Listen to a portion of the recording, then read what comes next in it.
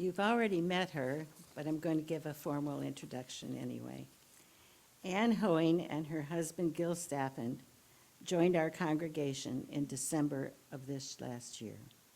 She was introduced to M. Scott Peck, psychiatrist and writer, concerning spiritual growth and the healing power of community building in the 1980s. She worked with M. Scott Peck's new organization named Foundation for Community Encouragement. It led public community building workshops, designing trainings, training trainers, and serving on the board of directors over the next 2 decades. Along the way, she began incorporating community principles and skills into organizational development work.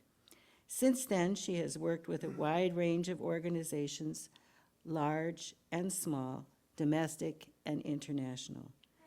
All they had in common was a willing leader and an interest in creating change. Today, Ann will explain Peck's community building model, drawing from her own experience and what she knows about ours.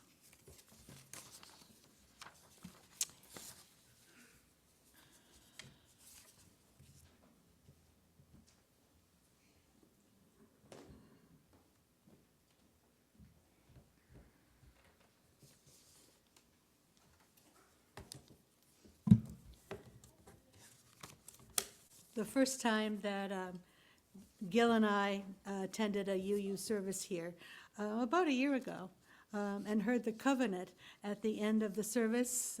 You had us, we were in. And in December, we acted on that and joined the membership. So what was it about the covenant that connected with us then and now?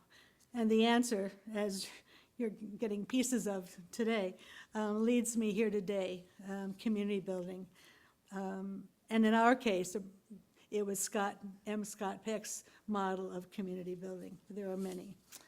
Gil and I each found our own way to Peck's community building organization, the Foundation for Community Encouragement, which then led to discovering each other, but that's another story.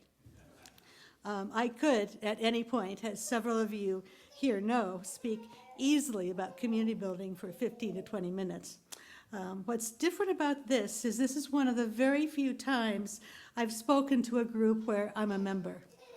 I'm first going to present Peck's 3 essentials for building community, introduce the stages of community building, and then I'm going to share my lens with you of applying the essentials and the stages to the closest thing that we have had to a shared community, the January congregation meeting and the recent annual meeting.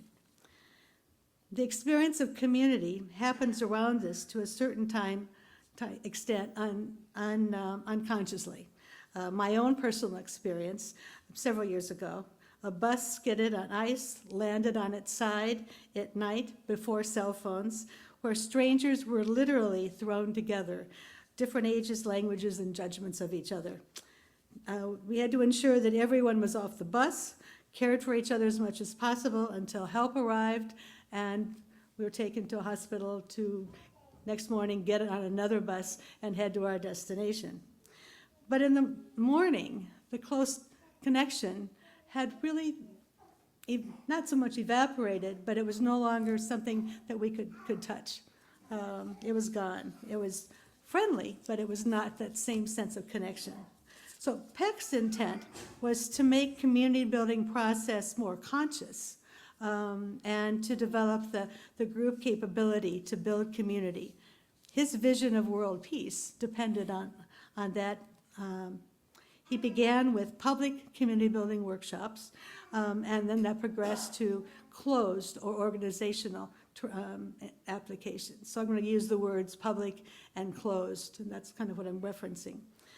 Peck identified 3 essential community building ingredients: inclusivity, commitment, and consensus. I want to broadly define them now so you can think about them as we go through the stages. And then I'll share my lens from what I saw from that community building sense about the two meetings we had. There are not right answers to any of these. It's important that they be considered and by the group over time. The first is inclusivity. In a public workshop, that meant those in the room, usually in a circle facing others, using I statements, listening deeply, willing to be vulnerable, behaviors that I often experience here. But what does inclusivity look like in a closed group? How is it different? What are the expectations for inclusivity in here at the UU? What do you expect? Secondly, commitment. In the public community building guidelines, not rules, but guidelines, commitment is framed as hang in there, and basically means to stay present physically and emotionally until the workshop is over. So same question, what does commitment look like here in a closed group? Last, community often generates consensus. It's not always a part of community, but it often is something that is possible when you experience community. Peck gave an example of a group, 17 physicians and administrators from Valley Diagnostic Medical and Surgical Clinic in Harlingen, Texas, who developed their definition of consensus after 2 contentious days of community building in 1988. And this is what they came up with as their definition of community. It's far more extensive than anyone I've seen. I wouldn't recommend this, but it also has a lot of the components that may be relevant to consensus as we think of it together. Consensus is a group decision which some members may not feel is the best decision, but which they can all live with, support, and commit themselves to not undermine. Arrived at without voting, through a process whereby the issues are fully aired, all members feel that they have been adequately heard, in which everyone has equal power and responsibility and different degrees of influence. Individual stubbornness or charisma is avoided, so that all satisfied with the process. The process requires the members to be emotionally present and engaged, frank in a loving, mutually respectful manner, sensitive to each other, to be selfish, dispassionate, and capable of emptying themselves, and possessing a paradoxical awareness of both people and time, including knowing when the solution is satisfactory and that it is time to stop and not reopen the decision until, again, the group determines a need to do so. That's fairly extensive, don't you think? I can't quite imagine what their experience might have been like before they reached a community that led them to this extensive of a definition. But I think it does have a lot of aspects that might be helpful to think about. What would that look like here? Okay, so with inclusivity and commitment and consensus in mind, I'm going to just briefly introduce the stages. They're on the cover of the bulletin, and then kind of see what you think about in terms of how they're connected to those 3 essential elements. The stages of community building are not sequential. They're not necessarily well-defined or clear-cut. There is an overlapping often, and there's nothing guaranteed about journeying through all of them. I realized I was misleading in selecting the image that you have that equated the sizes of each of the 4 stages. In reality, the stages individuals and groups are most frequently in are stages 1 and 2, pseudo-community and chaos. They are more likely to be unconscious and automatic. We don't have to think about those. This comes with the packaging. Stage 3, emptiness, is a generally very conscious choice when individuals or groups are so tired of bouncing back and forth in stages 1 and 2. It is a stage of reflection, questions, not answers. There's a tolerance for ambiguity. There's a letting go, which, interestingly enough, makes listening possible. That can lead then to stage 4, community. Peck maintains that community is a gift of the Spirit of grace. This is the stage of where consensus also is possible, and problem solving. And it's interesting where this is the stage where really big problems, racism, for instance, can be approached and dealt with in a meaningful way. None of these stages are permanent, and nor are they meant to be. That's not the goal. With greater understanding, the goal is to be able to recognize where you are and where your group is, and where you want to be and how to get there. So let's go back and look at the stages then. Pseudo-community, use your starting point. Could be smooth waters or could be iceberg beneath, and everyone might know that. But don't rock the boat, baby, is kind of the message there. The rhythm is even, friendly, but there's very little silence or space. It gets filled up fast. My favorite example of pseudo-community, I was facilitating a Dutch Unilever management team conference in the Ardennes in Belgium. I was partnered with a Dutch facilitator, but I was able to make comments during the opening community building session because I recognized they were in pseudo-community. In the afternoon, after an exhaustive bike ride, we were hearing instructions in Dutch about the zip line we were about to take. I asked to have the English translation, and someone standing next to me said, "But you understood Dutch this morning."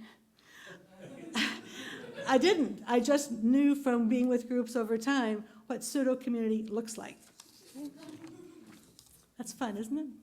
I'll tell you about the bike riding experience sometime too. When I'm working with, okay, so so emptiness leads then, did I skip a page? Yes, I was going to say, where's chaos? Isn't that appropriate? Okay, right, yeah. That's true. Okay, the assumption in pseudo-community is that we're all alike and differences are either unseen or ignored or unimportant. What comes to mind about that is many times in the US, I've heard one group who has more power say to another group who doesn't, well, we're over that now, let's move on. And the group often that's not in power says, I'm not ready to do that yet. I was in a project in Bosnia after the war, and we were training people to work in shared teams to make it safe for families to move back to their home environment and children to go back to school. And it was very clear that those who in that area were the aggressors were ready to move on. They didn't want to have any more conversations among themselves with our guidance. And those who had been under attack all those years were not ready to move on. And it took meeting with them 3 to 4 times a year for 4 to 5 years to get to the point where those who were the aggressors in that area were able to speak to their what had happened there, which then allowed the other side to work together differently. Okay, it changed. And then the governments intervened, and it doesn't matter anyway. So chaos. There are issues, differences, in some cases long-held tensions that bubble up or burst through. Think of it as the rhythm changes here. It's rapid fire, very little listening. There's more waiting to talk than there is listening. The assumption is I'm right, you're wrong, and it's about assigning blame. Whose fault is this? And even if you apply your skills of listening, I statements, it doesn't help very much. It's important, but it doesn't help. Good ideas might be presented, but they're not heard. If you're ever in a situation where you or someone said, I've got just the idea for that, and states it, and it just seems as if no one said anything. The conversation moves on. That's a sure sign that you're in chaos, okay? Good ideas might be presented, but they're not heard. I think of it as a sieve with good ideas, just kind of sifting through. Nothing ever gets resolved. You can spend lots of time on it, but it's not the time spent because it's chaos. You cannot resolve issues in chaos. You often just run out of time or speed or energy, or those in charge take over in somewhat frustration. With time, things then return back to pseudo-community. So it's that cycle between those two. And pseudo-community looks pretty good after being in chaos for a while, okay? That's where that kind of false pseudo part comes into play. So then, all right, so if 1 and 2, stages 1 and 2 are kind of bouncing back, they're sort of automatic. What happens if someone says, I've had it, I'm done with this? That's called emptiness. And emptiness is often individually expressed or experienced, and then it needs to be shared with or experienced with small groups. And eventually, in order to make big changes, this sense of emptiness needs to get spread to larger groups where everyone can feel this sense of something's wrong here. We need to fix it. Okay, and there's a we, and I need to, and we need to, not you need to. Okay, there's not a blame in emptiness. The pace slows down. Listening takes longer than speaking.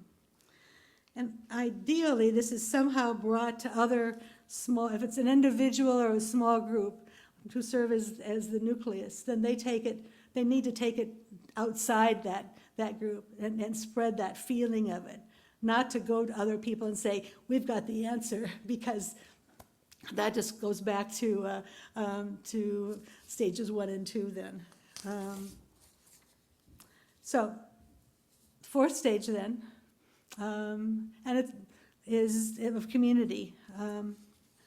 When I'm working with a group and they reach a sense, a feeling of community, it's a felt sense. The group somewhat takes control, and I can step back because there's a leadership potential in the group, not an individual, but in the group that happens. There's a recognition of individual differences, and the differences are accepted and matter. Can lead to solutions and action. This is where the discussion of tough questions that impact our society can be addressed from this stage of community. An example was it was a somewhat open and closed, a public and closed community building workshop in Oak Park, Illinois, including members from a neighboring district in Chicago. Early in the workshop, one attendee shared her heart-wrenching story about her son's murder. Everyone heard it and then moved on to another story. But after the group experienced a sense of community, a group member asked if she would tell her story again. And it was heard in a different way. Same story, almost even same words, as I recall. But it was heard differently, and in that moment, a plan was made by the individuals in that group to support her in a very specific way. Power of community. So, what did I see through my lens in the shared meetings that we had?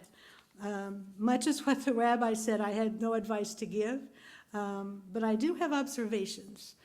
And I'll invite you to take a step back from your experience if you were in one of those two congregational meetings, if you were in one of them, or have ever been in a meeting in your life.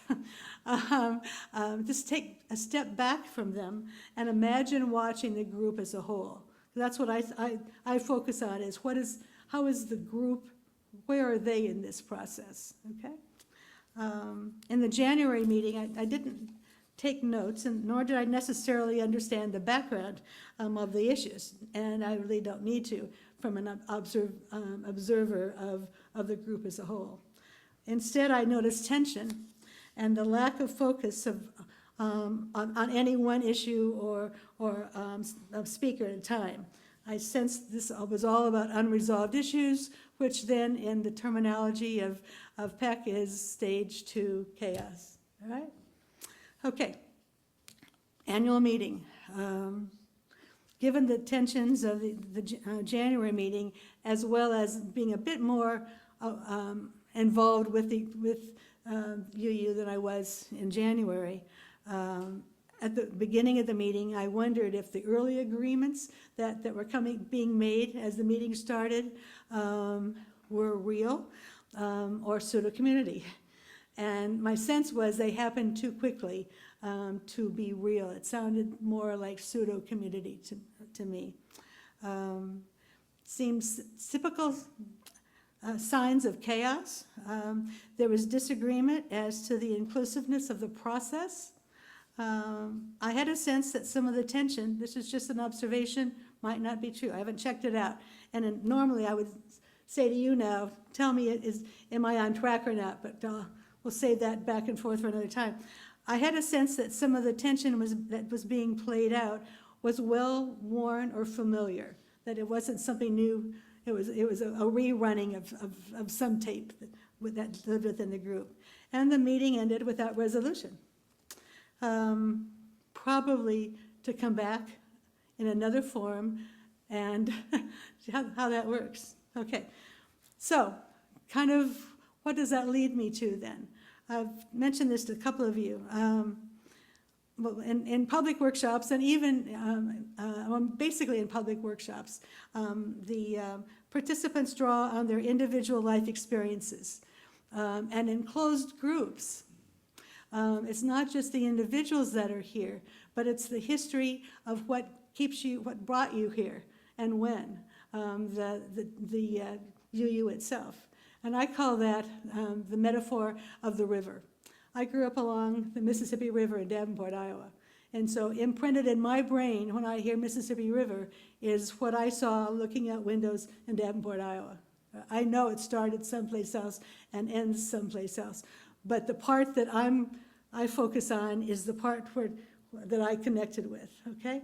The Mississippi River where I grew up is impacted by the river as it flows from all those other places and takes with it where it's going, all right? But I don't have access, I don't have visuals of those. I'm most familiar with mine. What I'm curious about for you all, as you face some big decisions, is do you have a clear understanding of where you all jumped into the river? It's very different. For those of you that jumped in are members of the old church, raise your hand. How many are members of the old church? Okay, all right. Your image of UU was baked in there, okay?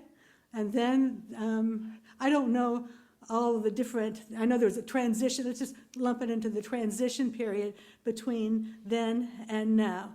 How many joined the church when they were in transition? Or you were in transition? Might be a better too, okay?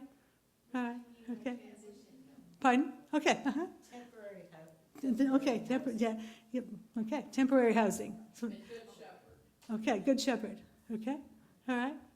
How many of you came that this is the first time, this is your own experience of Unitarian, of UU, is where we are right now?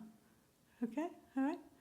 Okay, what's interesting too is that there are more and more hands, I think, were raised, because this is not necessarily representative of people on screen or those who aren't here, but were more hands raised for those of you who are new than the past.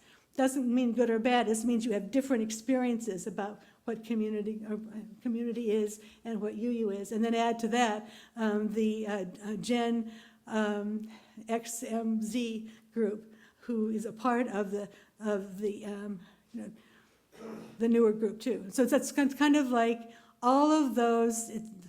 in my experience, the more there's an understanding of what they saw, what they experienced. It helps then come up with where you're going to collectively go when you're heading down the river together, okay? Because in fact, the Foundation for Community Encouragement is no longer in existence in the US. So it was not one that knew how to do this very well for themselves. So just kind of point of caution with that.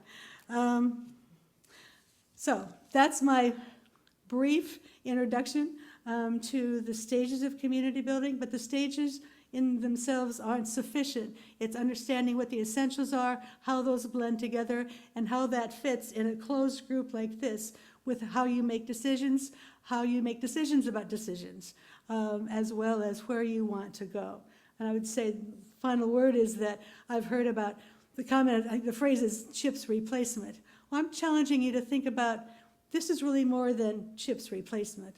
It could be looked at as just CHIPS replacement. It also could be a larger context in which you address some of these lingering issues that otherwise will more than likely carry on down the river with someone new. Okay? Thank you for listening, and I'm very willing to have engaging conversations. I do what I call yes buts, and so I'm welcome your yes but to anything that I said along the way. Thank you.